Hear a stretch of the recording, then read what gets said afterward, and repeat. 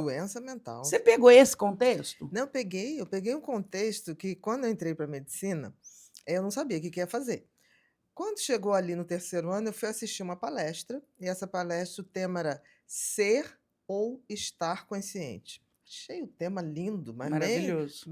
mas não sabia de muita coisa. Eu entrei com 16 anos, eu tinha ali 18 anos. Falei: "Ah, vou lá". Aí Você começou entrou com 16 na e faculdade? fiz 17.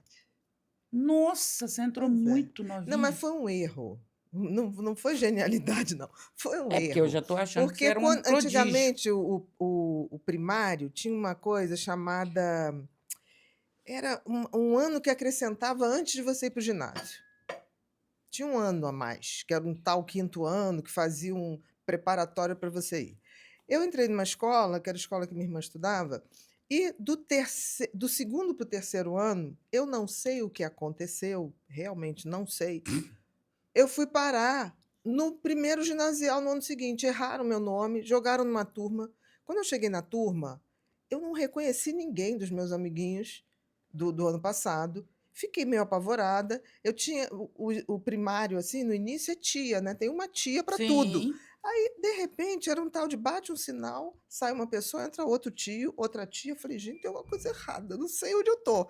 E eu fiquei muda, e gente muito maior que eu. Fiquei bem quietinha, eu falei: "Vou ficar quieta". Chegava em casa, falava com a minha babá. Falei: "Vani, tem alguma coisa errada.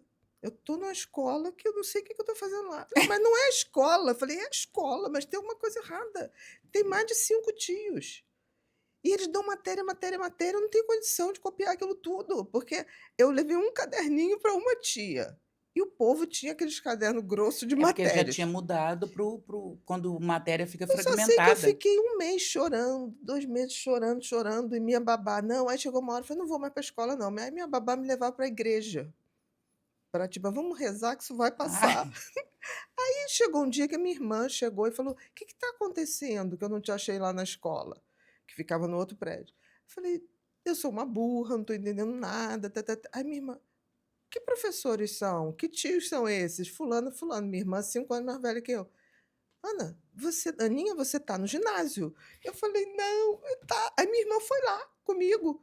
Aí chegou: "É essa turma?". "É". Aí minha irmã foi na secretaria: "Gente, vocês botaram minha irmã no ginásio". A minha irmã era para ter passado para a 4ª série. Aí aquela confusão: "Não, volta ela, volta não sei o quê". Eu falei: "Agora eu não volto não". Eu já passei 2 meses chorando. E aí minha mãe começou, quando soube, minha mãe começou a botar professor particular, parará, parará. Eu falei: "Daqui não sai, daqui ninguém me tira". Aí eu fiquei adiantada 2 meses, e a 2 escola anos. 2 anos, desculpa.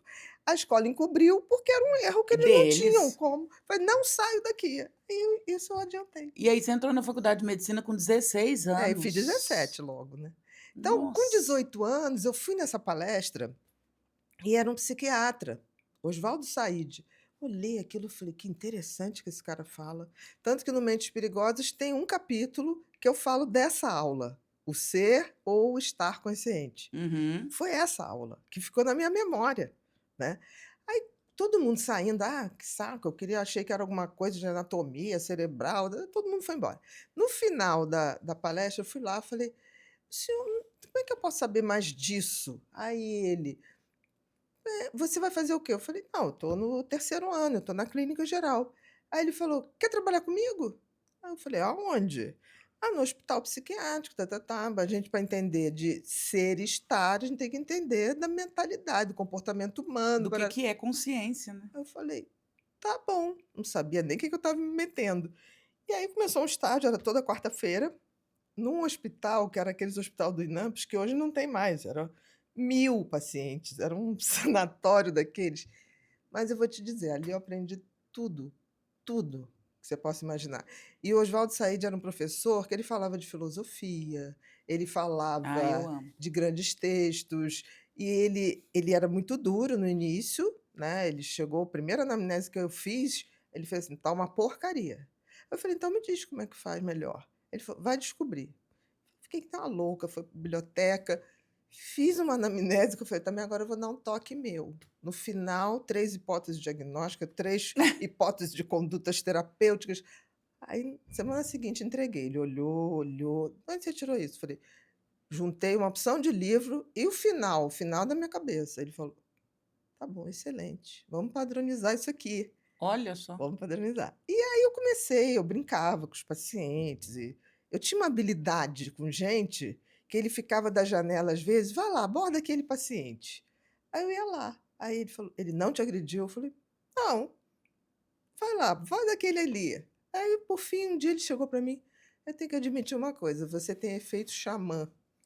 Eu falei: "O que que é isso?" Eu já não sabia se era outra bronca ou se era um elogio. Ele falou: "As pessoas se fascinam com você, você chega nelas, elas não têm uma coisa contra você". Eu falei: "Isso é bom ou ruim?" Ele falou assim: "Você vai fazer consultório muito fácil. Por exemplo, eu não tenho efeito xamã, eu serei sempre um professor". Eu falei: "Tá bom". Bia, é interessante isso que você está falando, porque medicina desde Hipócrates é observação, né. Eu acho que é difícil diagnosticar, seja uma gripe ou uma doença mental, sem se demorar, e aí não é no sentido de tempo, mas se demorar no sentido de observação em relação ao paciente.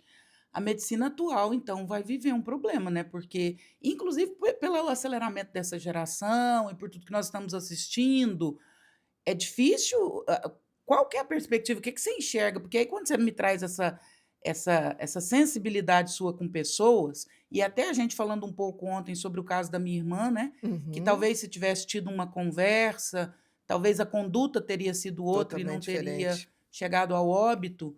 Qual que é a sua visão e a sua o seu prognóstico para essa formação de medicina atual? E aí emendo com outra pergunta, até porque você tem uma visão muito ampla aí de mundo. Isso é só no Brasil ou é no mundo inteiro que a medicina sofreu essa mudança? Porque médicos com essa capacidade sua